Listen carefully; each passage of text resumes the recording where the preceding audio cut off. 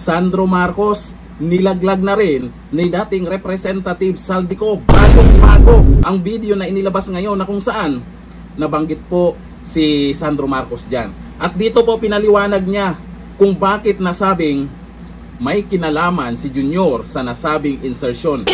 Alam ni Junior na may nagaganap na insertion. Ito, panoorin po natin ang panibagong video na inilabas po ni Saldico. Kung naniniwala kayo sa sinasabi niya, i-share po natin ito. Nako Sandro, ito, makinig ka na rin ha. Meron pang inilabas na ebidensya.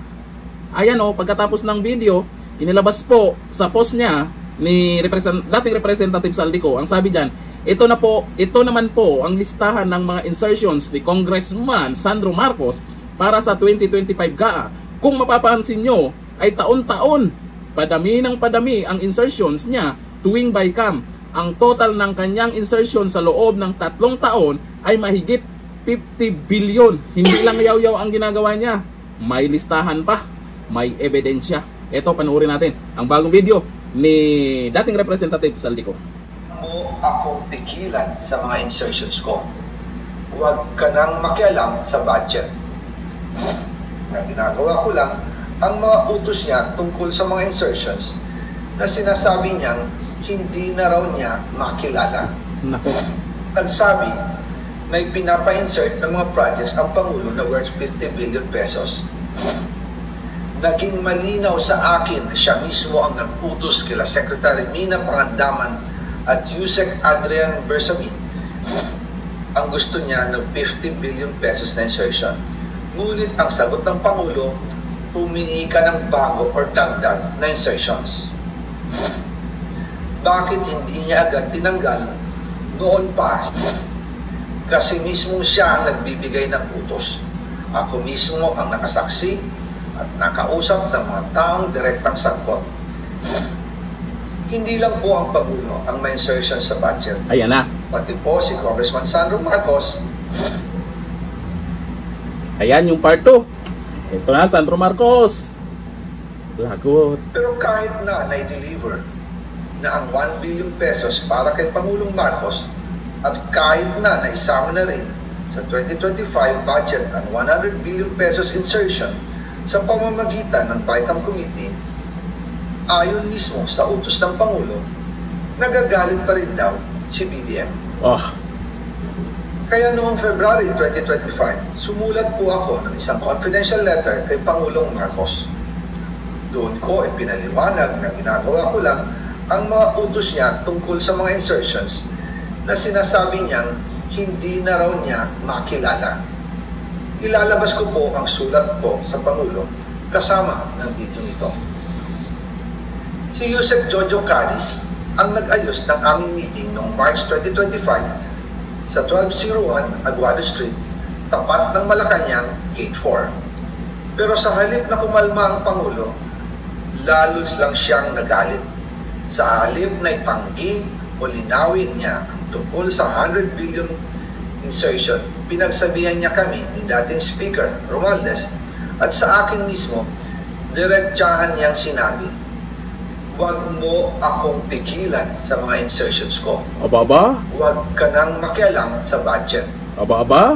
Dahil sa mga binitawang salita sa akin ni BBM, naging malinaw sa akin na siya mismo ang nag-utos kila Secretary Mina Pangandaman at Yusek Adrian Bersamin na ipasok ang 100 billion pesos worth of projects. Grabe. Kaya kung hindi talaga totoo na galing sa Pangulo ang utos, bakit hindi niya agad tinanggal noon pa sina Secretary Mina Pangandaman at Undersecretary Adrian Bersamin nang pinaalam ko sa kanya ang 100 billion insertions sa pamamagitan ng sulat? Bakit ngayon lang nila pinag-resign kung kailan nalaman ng publiko ang tungkol dito? And also kinausap ako ni Yusek Jojo Cadiz at nagsabi na pinapa-insert ng mga projects ang Pangulo na worth 50 billion pesos. And sinabi ko kay Yusek Jojo na meron ng instruction kay Secretary Mina Pangandaman at Yusek Adrian Bersamin about the 100 billion pesos insertion. And sabi niya, kakausapin niya ang Pangulo na kung pwede, doon na lang i-charge ang gusto niya ng 50 billion pesos na insertion.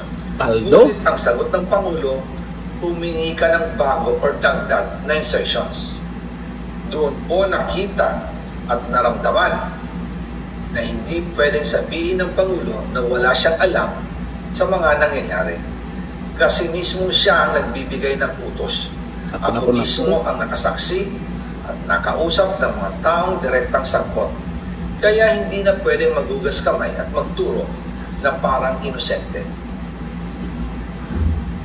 At kung titingnan ninyo ang 2026 budget, may panibago siyang 97 billion insertions. Pero ngayon, ipinasok na mismo sa President's Budget or NEP 2026.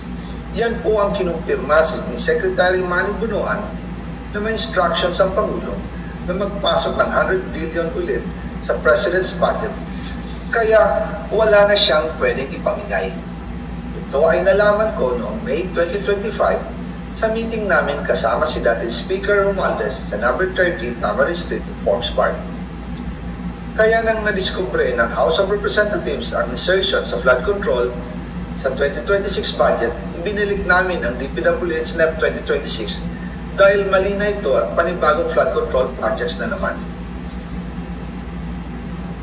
Hindi lang po ang Pangulo ang may insertion sa budget. Ayan na. Pati po si Congressman Sandro Marcos, meron din pong pinapasok taon-taon.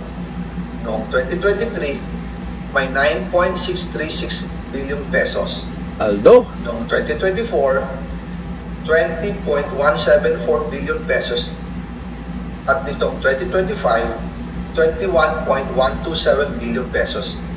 Lahat-lahat, ang kabuuan ay 50.938 billion pesos. Paldong. At taon po, sa tuwing dumarating ang BICAM budget process, lagi pong may utos si Congressman Sandro na ipasok ang mga proyekto niya. Nalaman ko na lang sa mga contractor na galit siya sa akin noong pinag-uusapan na ang 2025 GAA budget. Ang sabi daw niya, ipatatagal ako at magpa-file ng maraming kaso laban sa akin. Kasi kulang ng 8 billion pesos yung insertion na gusto niyang ipasok. Ang dahilan daw, may mga contractor na nakapag-advance na sa kanya at dahil hindi na ipasok ang buong halaga, kailangan daw niyang magsauli sa mga yon. Para malinaw sa taong bayan, ilalabas ko po sa video na ito ang listahan ng mga proyekto na kasama sa mga insertions ni Congressman Sandro. Siya mismo yung nag-upload niya. At meron pa siyang mga resibo, di umano. At malinaw na paliwanag. Diretsang paliwanag. Oh, Sandro, ano na? Agoy, biglang nag-post agad itong si Atty. Rowena Guanzon. Ang sabi, eto, kakapos lang niya. Sandro Marcos, sumuko ka na.